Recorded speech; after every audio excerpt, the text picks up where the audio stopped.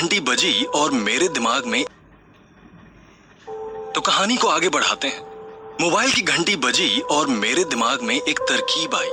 मैं झट से उठ खड़ा हुआ। मैंने तुरंत मोबाइल को हाथ में लिया और चूमने लगा, क्योंकि मेरे सवालों के सभी जवाब मिल चुके थे। सूर्य की रोशनी से भी तेज गति, शून्य भार और कोई भी गुरुत्वाकर्षण बल के प्रभाव के बिना कुछ था तो वो थी मोबाइल से निकलने वाली तरंगें, अर्थात रेडिएशन या फिर नेटवर्क। मोबाइल का नंबर दबाया कि पलक झपकते ही अमेरिका में स्थित मोबाइल की घंटी बजने लगती है। अब मेरी समस्या का हल मुझे मिल चुका था। अब मैं रात दिन उसी पर अपना कार्य करने लगा। सुबह होते ही स्कूल जाता था और लौट कर आते ही मोबाइल और इंटरनेट की सहायता से नेटवर्क और उसकी कार्य क्षमता को बढ़ाने के लिए जांच पड़ताल करने लगता था। सैटेलाइट से जुड़े वैज्ञानिकों के लेख पढ़ने लगा, अधिक से अधिक जानकारी एकत्र की। तभी अचानक मेरे दोनों मामा घर आए। मैंने उन्हें देखा तो प्रणाम किया। वो बिना मुझसे बात किए सीधे मेरे कमरे में गए और मेरा लैपटॉप और मोबाइल ले लिया। मैं भागकर अंदर गया, उन्होंने कुछ कहा नहीं। मेरे दोनों मामा शिक्षक हैं और मैं बचपन से ही उनसे डरता था। मैंने अपना मोबाइल और लैपटॉप मांगा तो उन्होंने कहा, पागल हो गया है क्या? पूरी रात लैपटॉप पे मोबाइल पे क्या करता है? तेरी मम्मी ने बताया कि तू रात भर मोबाइल चलाता है। करता क्या है? खाना कम खाता है, पूरी रात जगता है और दिन में भी काम करता है। कहीं किसी लड़की का चक्कर तो नहीं?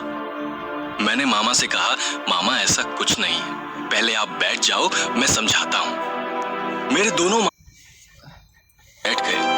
मम्मी ने कहा, इसकी कुछ मत सुनो, सबको अपनी बातों से बहकाता है ये। मैंने कहा, मामा अब जो मैं कहने जा रहा हूं उसको ध्यान से सुनना और हंसना नहीं। मामा ने कहा, बोल। मैंने कहा, मामा मैं टाइम मशीन पर खोज कर रहा हूं। मामा ने कहा, बेटा टाइम मशीन तो तेरे पास है, वो रही। मामा ने घड़ी की ओर इशारा किया।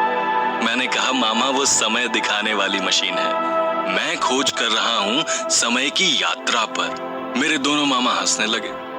कहा, बेटा तू सच में पागल हो गया है, तेरी मम्मी सही कहती है, तुझे डॉक्टर को दिखाना पड़ेगा। मैंने कहा, मामा मैं कुछ कर रहा हूं तो उसकी कोई वजह तो होगी। मामा ने कहा, बेटा तेरा बाप सही कहता था, तू सच में लंगड़ा घोड़ा है। छोटे मामा ने कहा, तू आर्ट्स से पढ़ा है और वैज्ञानिक बनना चाहता है। मैंने कहा, न्यूटन और गैलीलियो ने क्या विज्ञान की पढ़ाई की थी? वो भी मेरी तरह इंसान थे, वो सोच सकते थे, मैं भी सोच सकता हूँ।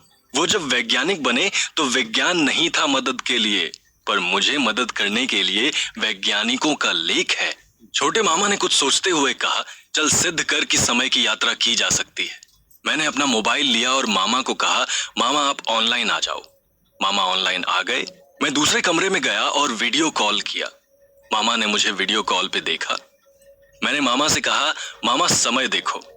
मामा ने कहा, देख लिया। मैंने मोबाइल बंद किया और उनके सामने आया और कहा, अब समय देखकर बताओ कि मुझे मोबाइल बंद करके आपके सामने आने में कितना समय लगा। मामा ने कहा, 1 मिनट। इसमें कौन सी बड़ी बात है, हम तो वीडियो कॉल रोज करते हैं। मैंने कहा, मामा आपकी तरह ही सभी वीडियो कॉल करते हैं, पर जो मैंने देखा सभी ने नहीं देखा। वैसे ही पेड़ से जब गिरते हुए सेब को सबने देखा तो न्यूटन ने भी देखा, पर न्यूटन ने देखकर गुरुत्वाकर्षण बल की खोज की। उसी तरह से इस वीडियो कॉल से मैं सिद्ध कर सकता हूं कि समय यात्रा की जा सकती है। मुझे एक कमरे से दूसरे कमरे में आने में 1 मिनट लगा, पर वही वीडियो कॉल पे मैं तुरंत तुम्हारे सामने था। उसी प्रकार अमेरिका में बैठे व्यक्ति को यहाँ आने में 3 दिन लगता है, पर मैं इस वीडियो कॉल से पलक झपकते ही उसको अपने सामने देख सकता हूँ। इसका मतलब ये है कि मैंने 3 दिन का सफर बैठे बैठे पल भर में तय कर लिया। यदि हम इसकी गति बढ़ाएं तो शायद समय को चीरकर भूतकाल और भविष्य काल में झांका जा सकता है। जैसे ज्योतिषी ज्योतिष शास्त्र का उपयोग करके भविष्य बताते हैं, तो यदि हम ज्योतिष शास्त्र और विज्ञान को मिला दें तो समय में यात्रा कर सकते हैं। मैं बोलकर शांत हुआ और मेरे दोनों मामा की आंखें फटी की फटी रह गईं। मम्मी ने कहा, क्या हुआ, तुम दोनों इस पागल की बातों में आ गए?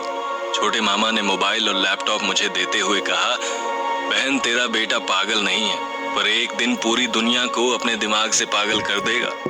कर बेटा, आगे की खोज कर, पर अपने बाप की बात को सच मत होने देना, नहीं तो सब कहेंगे लंगड़ा घोड़ा रेस में दौड़ा।